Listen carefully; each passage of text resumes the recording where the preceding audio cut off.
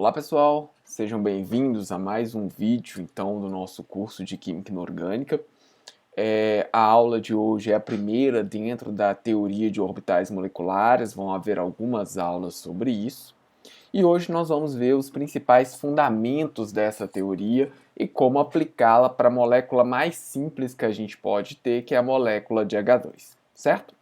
Para hoje eu escolhi essa caneca aqui, caneca nacional, ela é a caneca da cidade de Recife, é uma representação da Rua da Aurora, uma das cidades que eu mais gosto no Brasil.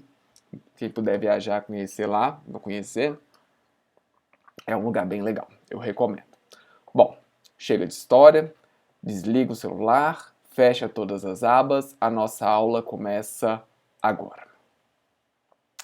Bom, então na nossa última aula, nós vimos um pouco sobre orbitais, E saber a orientação dos orbitais, ela é extremamente importante, porque essa teoria dos orbitais moleculares, ela vai levar isso em consideração. Um dos aspectos que eu vou precisar considerar na hora de desenhar o meu diagrama de orbitais moleculares é saber qual a direção que os orbitais estão apontando. Então, a gente viu, esses aqui são os principais orbitais com os quais a gente vai trabalhar. O orbital S é um orbital esférico. Ele vai ter um único sinal, né? Lembrando que eu não estou fazendo consideração aqui de nós radiais, são só nós angulares, então é uma esfera.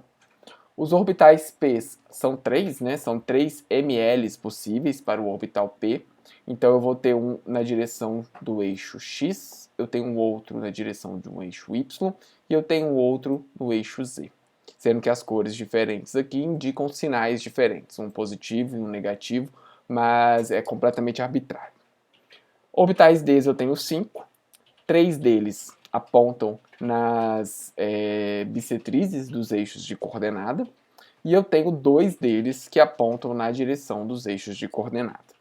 Isso a gente já viu. Se você tem maiores dúvidas nisso, volta no vídeo lá onde a gente discute esses orbitais, que eu acho que isso lá está bem explicado.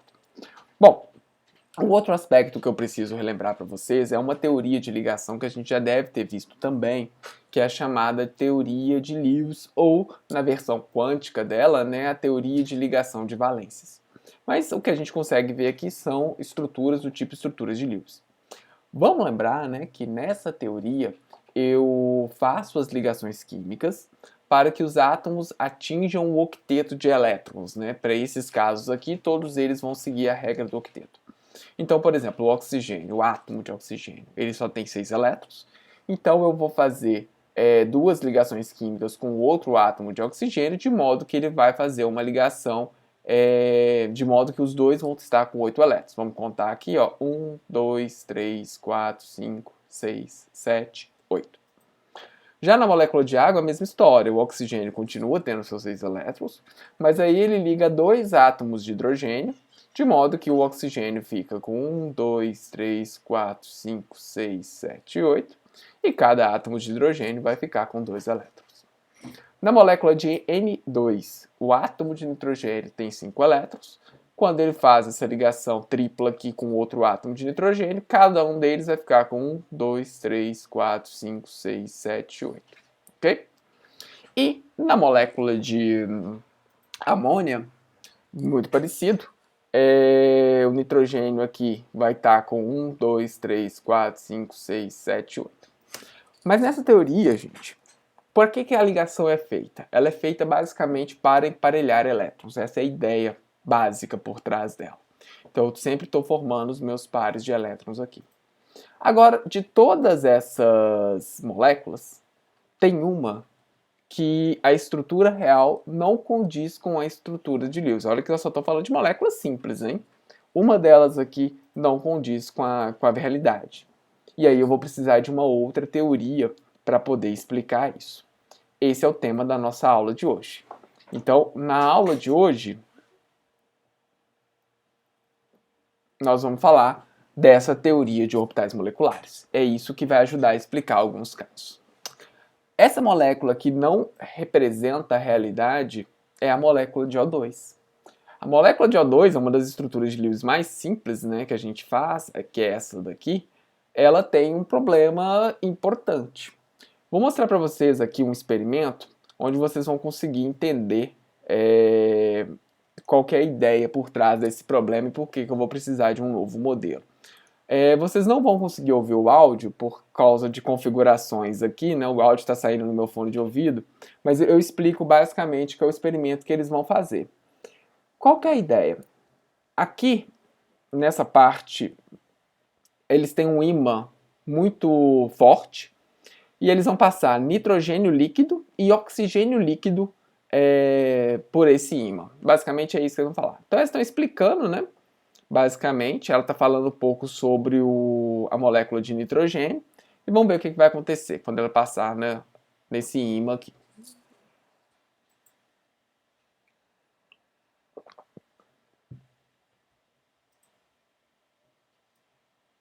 Tá vendo? O nitrogênio passa e não interage com esse ímã, basicamente. Não tem nenhum tipo de interação. Isso acontece porque a molécula de nitrogênio é uma molécula que a gente chama de diamagnética. Quer dizer, ela não tem elétrons desemparelhados.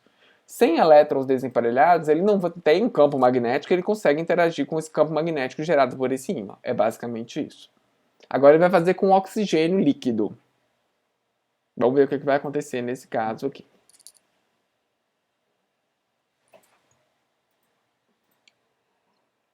Ele está falando um pouquinho sobre a molécula de oxigênio. Vamos ver o que vai acontecer quando ele passar por esse ímã. Olha lá. Olha que interessante. O oxigênio líquido fica entre os dois magnetos. Então, quer dizer, existe uma interação entre o oxigênio e esse magneto. Claro, vai evaporando, né, o oxigênio, ele está em temperatura mais ou menos ambiente e o oxigênio vai indo embora. Então, gente, o que está acontecendo aqui é que existe um campo magnético gerado pela molécula de oxigênio que faz com que ela interaja com esse ímã. Quer dizer, o oxigênio ele tem elétrons desemparelhados. No entanto, quando eu olho para a estrutura de Lewis que está escrita aqui, eu não consigo ver, a estrutura não permite ver nenhum elétron desemparelhado. Então eu não consigo representar, usando estrutura de Lewis ou teoria de ligação de valência, a molécula de oxigênio de forma correta. Um outro problema que eu consigo ver é nessa molécula aqui chamada de diborano, onde você tem um boro, 2 boros e 6 oxigênios. Essa molécula ela tem uma estrutura de Lewis bem interessante, onde eu tenho aqui esses 2 hidrogênios que estão em pontes. Aqui sim, tá, gente? Aqui é correto falar em ponte de hidrogênio. Quando as pessoas falam ponte de hidrogênio referindo-se àquela interação intermolecular, está errado. Aquela interação intermolecular ela é chamada de ligação de hidrogênio. Tá? É muito comum para o pessoal da biologia, eles sempre vão falar de pontes de hidrogênio. Não, é ligação de hidrogênio. Ponte de hidrogênio é isso aqui. É quando o hidrogênio está ligado covalentemente a 2 átomos. Bom, mas qual que é o problema? De acordo com a teoria de ligação de valência, a ligação química ela é feita pelo emparelhamento de 2 átomos, de 2 elétrons, né? Então, cada ligação química aqui representa 2 elétrons. Então, vamos contar aqui, ó. Eu tenho 2, 2, 2, 2, mais 2 aqui, mais 2 aqui, mais 2 aqui e 2 aqui. Essa é a quantidade de elétrons envolvidas nessa ligação, de acordo com a teoria de ligação de valência. Vamos contar. 2, 4, 6, 8, 10, 12, 14, 16 elétrons. Essa é a quantidade de elétrons que eu preciso para explicar essa estrutura de acordo com a teoria de ligação de valência. No entanto, se você olhar a molécula de diborano, o boro é um elemento da coluna 13, então ele tem 3 elétrons da camada de valência. E o hidrogênio, a gente sabe, cada hidrogênio tem 1 elétron de valência. São 2 de borano, então isso aqui são 6, né? Então eu só tenho 12 elétrons. Como que eu vou explicar uma estrutura onde eu preciso ter um total de 16 elétrons, sendo que eu só tenho, na verdade, 2 elétrons? Eu não consigo. Pela teoria de ligação de valência, eu não consigo explicar essa estrutura. Aqui é um caso, tá, gente? Onde eu tenho uma ligação química que envolve 3 átomos, é esse caso aqui, tá? Boro, hidrogênio e boro. Mas esses 3 átomos eles estão presos por apenas 2 elétrons. É uma interação que a gente chama de 3 centros e 2 elétrons. Então, qual que é o problema dessa teoria de Lewis que a gente está vendo, né? Teoria de ligação de valência? O problema é que ela foca excessivamente no caráter localizado da ligação química. Então, para essa teoria, a ligação química é um fenômeno de localização de elétrons. Já existem alguns casos, é esse caso aqui, onde eu tenho 2 elétrons que não estão localizados, eles estão deslocalizados sobre 3 átomos. Então, pessoal, para esse tipo de molécula, onde eu tenho essa deslocalização eletrônica, eu não consigo representá-la, eu não consigo descrevê-la usando a teoria de ligação de valência. Isso significa que a teoria de ligação de valência está errada? Não. Significa que a teoria de ligação de valência ela não se aplica a esses casos. Todos os casos onde você tiver uma ligação química muito localizada, a teoria de ligação de valência vai funcionar. Não funciona nesses casos aqui, porque a ligação ela é deslocalizada. Então eu preciso de uma outra teoria que vai contemplar essa deslocalização eletrônica. Essa teoria é o que a gente chama de teoria de orbitais moleculares. Então qual que é a ideia dessa teoria? Bom, basicamente vamos pegar um átomo. Se eu pego um átomo e resolvo a equação de Schrödinger para um átomo, o que eu vou obter de resposta? Os orbitais atômicos. O orbital S, orbital P, orbital D, orbital F e assim por diante. Agora, e se eu resolver a minha equação de Schrödinger para uma molécula? Bom, como resposta, eu vou ter orbitais moleculares. Orbital sigma, π, delta, epsilon e assim por diante. E aí, depois que eu resolvo a equação de Schrödinger para a minha molécula, eu vou preencher os elétrons seguindo aquele mesmo princípio Aufbau que a gente já viu para átomos. Então eu vou colocar os elétrons nos orbitais de energia mais baixa e depois eu vou aumentando, colocando os de energia um pouco mais alta. Seguindo a mesma história. Regra de Hund e princípio de exclusão de Pauli. Bom, o problema, eu não consigo resolver a equação de Schrödinger nem para átomo multieletrônico. Imagina para uma molécula. Molécula é uma situação bem complicada, porque se eu tiver 2 elétrons e 2 núcleos, eu vou ter que descrever a energia cinética dos 2 elétrons, eu vou ter que descrever a energia cinética dos 2 núcleos, eu vou ter que descrever a interação de cada elétron com cada núcleo, e eu vou ter que descrever a interação entre os 2 núcleos. Tudo isso eu consigo, nada disso é problema. O problema volta a ser o mesmo problema para átomos multieletrónicos. Eu não consigo descrever a interação elétron-elétron. Essa é a minha limitação. Esse é o problema dessa teoria.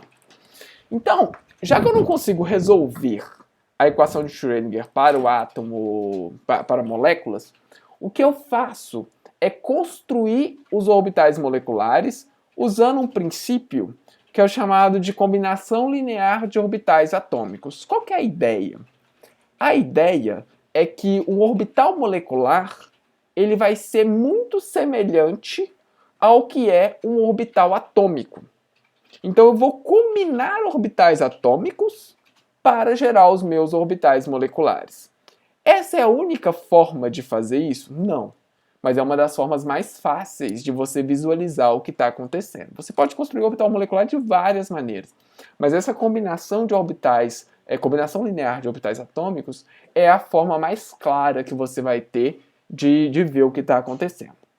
Então a ideia é que o meu orbital molecular vai ser uma contribuição do orbital atômico A, do átomo A, com uma contribuição do átomo B.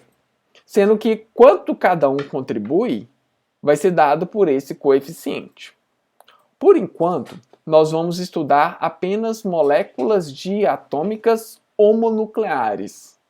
Nesse caso, cada orbital atômico vai contribuir de forma igual. Então, esse Ca e esse Cb aqui vai ser metade para cada um deles, 50%.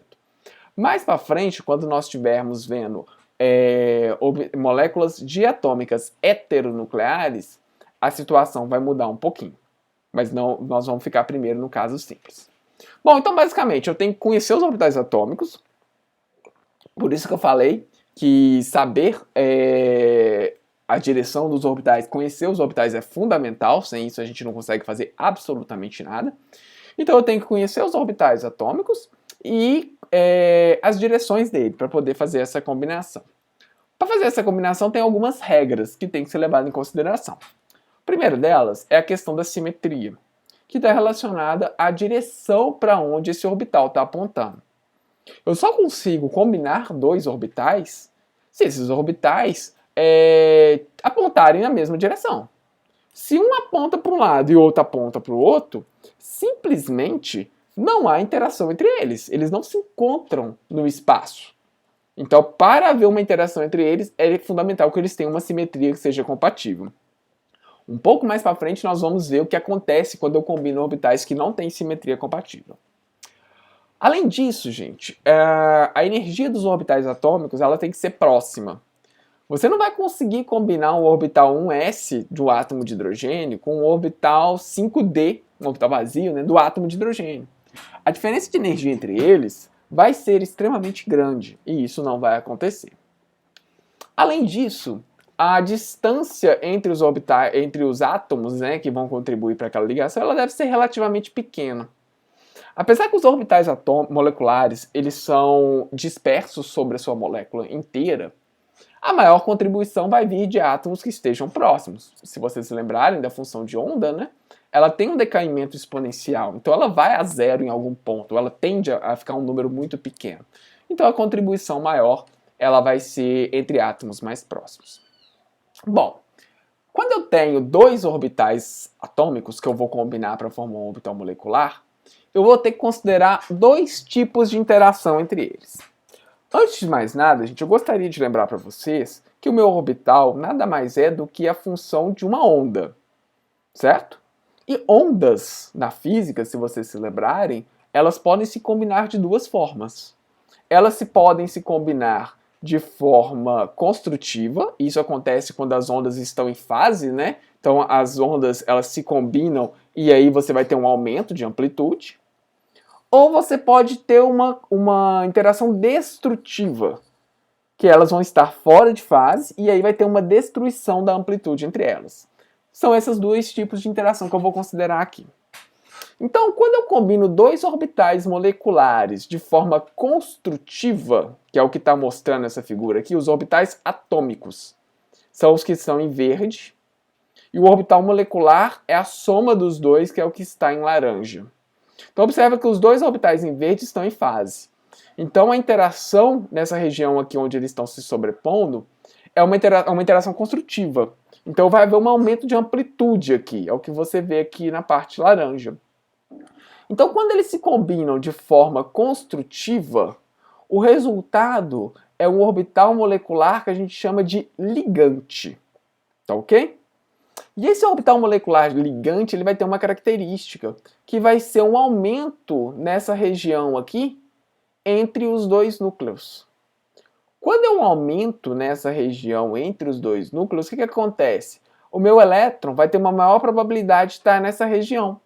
Então ele vai estar sendo atraído pelos dois núcleos ao mesmo tempo. Isso faz com que a energia desse orbital molecular ligante seja mais baixa do que a energia dos orbitais que deram origem a ele. Tudo bem? A outra possibilidade é os orbitais se combinarem de forma antiligante. Nesse caso, os orbitais se combinarem de forma destrutiva. E aí vai dar origem ao que a gente chama de orbitais moleculares antiligantes. Nesse caso, os orbitais atômicos estão fora de fase, é o que você vê aqui. Então, na região entre os dois núcleos, eles vão se destruir. Então, a densidade, a probabilidade de encontrar os elétrons entre os dois núcleos vai ser menor. Inclusive, tem um ponto, né, que vai ser zero. Quando eu combino dois orbitais de forma destrutiva, vai haver a formação de um nó. Ok? Bom, como eu estou expulsando os elétrons, né, quer dizer, a probabilidade de encontrar o elétron na região entre os dois núcleos está diminuindo, o que vai acontecer é que a energia desse orbital molecular antiligante ela vai ser maior do que a energia dos orbitais que deram origem a ele. Basicamente é isso. Bom, vamos lá então agora que nós vamos construir o diagrama de orbitais moleculares para a molécula mais simples que eu tenho, que é a molécula de hidrogênio. Bom, o diagrama de orbitais moleculares é esse esquema que eu tenho aqui. Eu vou ter o eixo de energia, que é isso daqui. Aqui nos cantos eu represento os orbitais atômicos. E no meio aqui, que eu estou indicando em vermelho, vão ser os orbitais moleculares. Bom, para a molécula de hidrogênio, quais orbitais atômicos que eu vou precisar levar em consideração? Bom, a molécula de hidrogênio, ela é composta por 2 átomos de hidrogênio. E cada átomo de hidrogênio vai ter um orbital, um s com um elétron. São esses orbitais que estão aparecendo aqui. Esse orbital 1s, que eu estou representando aqui no canto, é o que a gente vai chamar de base. E essa aqui é a base que eu preciso para descrever a minha molécula de hidrogênio, a base mínima. Eu não consigo descrever a molécula de hidrogênio sem considerar esses 2 orbitais s. Então, quais são as possibilidades? Bom, então, se eu tenho 2 orbitais atômicos, eu tenho que ter como resposta 2 orbitais moleculares. Então, vamos lá. O que está acontecendo aqui? A primeira interação que eu posso ter é a interação do orbital s, que vai ter um sinal, eu vou assumir um sinal positivo, interagindo de forma construtiva com outro orbital s. Quando eu combino um orbital s com outro orbital s, o que vai acontecer? Eles vão se somar. E vai dar origem a um orbital ligante, que é esse orbital que eu chamo de σg aqui. Por que sigma, gente? Bom, aqui eu estou combinando 2 orbitais positivos, então esse aqui vai ser um positivo, certo? Se você considerar o eixo que pega os 2 núcleos, se você fizer uma rotação ao longo desse eixo, você vai ver que o sinal da sua função não muda. Então a função aqui ela é positiva, eu estou rodando em torno desse eixo dos 2 núcleos e o sinal não muda. Quando o sinal não muda, esse orbital é chamado de orbital sigma, tá ok? Além disso, vai ter esse G aqui. Esse G, vocês vão entender melhor o significado dele um pouco mais para frente no curso de vocês, estudando uma teoria que vai se chamar teoria de grupo, mas eu posso dar uma ideia, que é isso aqui, ó. Eu tenho um ponto nessa molécula, que é esse aqui, que eu vou chamar de centro de inversão. O que significa um centro de inversão? É um ponto de onde, se eu sair de qualquer lugar da minha molécula, passar por esse ponto e caminhar igual, eu vou chegar num ponto equivalente.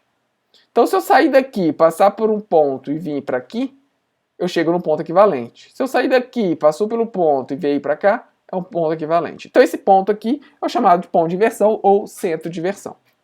Se vocês observarem, quando eu faço isso ao longo da minha função, eu não mudo de sinal ao passar por esse centro de inversão. Quando eu não mudo, ele vai receber essa letrinha G aqui. Então é 1 sigma G. Sabe por que desse 1 aqui? Porque é o primeiro orbital sigma G que está aparecendo. Bom, então essa é a interação construtiva que tem. Mas não é a única. Eu ainda vou ter a possibilidade do meu orbital S se combinar de forma destrutiva com outro orbital s. Aí aqui tem 2 possibilidades de representar, gente. Ou eu somo um orbital s de sinal contrário, ou eu subtraio o orbital s de mesmo sinal. É as 2 possibilidades. Quando eu tenho essa interação, o que vai acontecer? Vai ter uma destruição dessa região, né? Entre eles. Então aqui eu vou ter a parte do positivo, eu tenho aqui a parte do negativo. Vai ser isso, certo? Esse orbital é um orbital sigma também. Por quê? Porque se vocês observarem, olha só, pegar o meu eixo de ligação aqui, se eu rodar ao longo do eixo de ligação, o sinal se conserva. O que é mais fica sendo mais, o que é menos fica sendo menos. Tudo bem? Então, ele é sigma. Só que agora ele vai ser um U. sigma U, não sigma G. Por quê? Deixa eu mostrar para vocês. Já que eu estou mostrando, deixa eu mostrar tudo. Eu ainda tenho meu centro de inversão, que é esse ponto aqui, ó. Se eu sair daqui, passar por aqui, eu chego no ponto equivalente. Mas observe que agora está mudando de sinal. Saiu daqui, muda de sinal. Saiu daqui, muda de sinal. Quando muda de sinal, ele vai receber essa letra U aqui. E tem esse asterisco. O que é esse asterisco? Esse asterisco é para indicar que esse orbital é um orbital antiligante.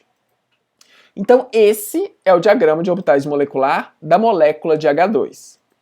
Bom, mas agora eu tenho que preencher. Como é que eu preencho? Eu tenho 2 elétrons, não é isso? Um de cada átomo de hidrogênio. Vou seguir o princípio Aufbau. Onde que vão ficar esses 2 elétrons?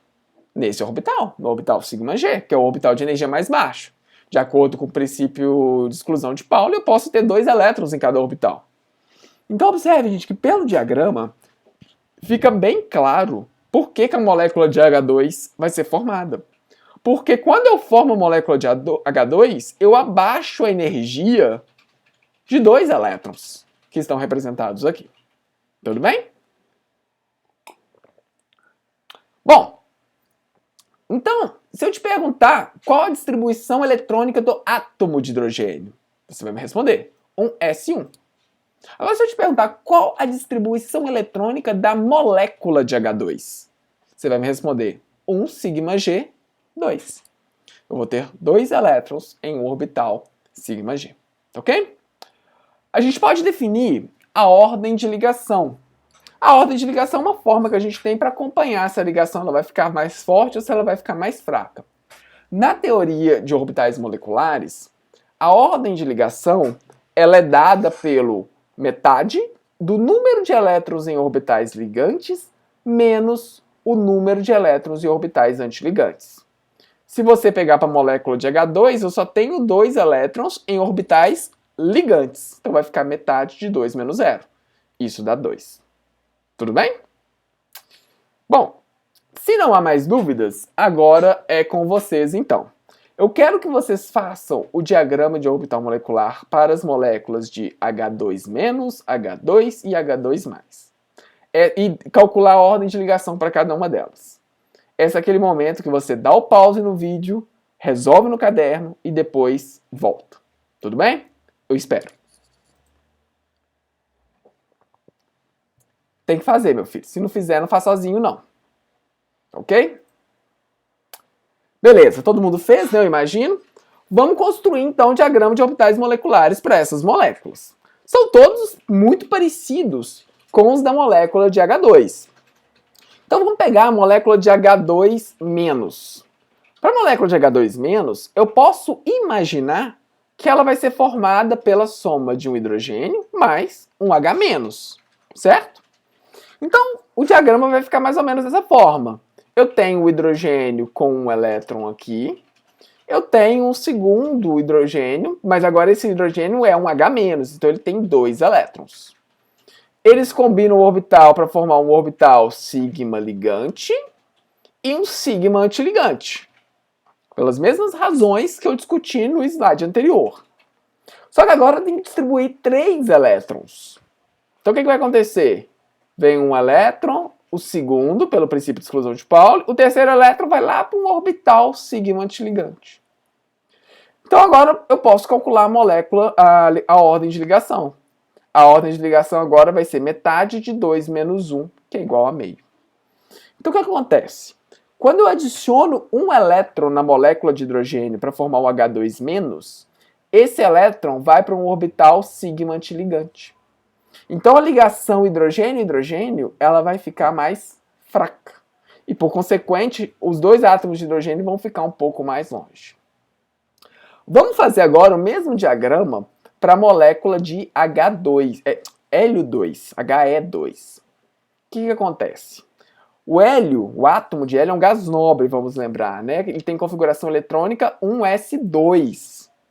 Então tá aqui, ó. Eu tenho 2 elétrons em cada orbital s do meu átomo de hélio.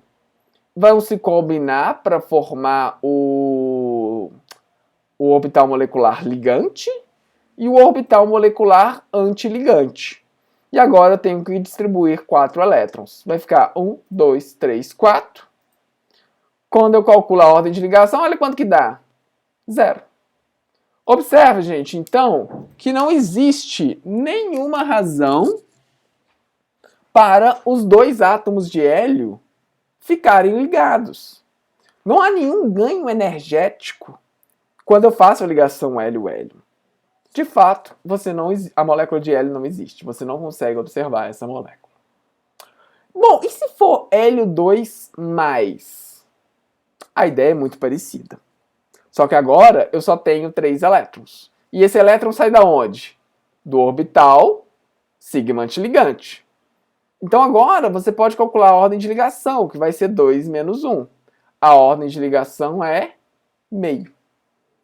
Molécula de L2+, já foi detectada. Ela existe. E aí eu consigo ver, porque há um ganho de energia quando ele estabiliza aqui. Ah, desculpa, aqui tem um elétron que está errado, né? Tem um elétron a mais, são só 3 elétrons.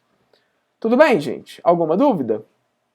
Bom, não havendo, esses são os fundamentos, né, da teoria do orbital molecular. Essa é a molécula mais simples que a gente pode imaginar. No próximo vídeo nós vamos começar a discutir umas moléculas um pouquinho mais complicadas, envolvendo orbitais P's, e esse diagrama vai ficar um pouquinho mais complexo, como vocês vão ver lá. Espero que vocês tenham gostado. A gente volta em breve com mais um vídeo. Tchau para vocês. Forte abraço.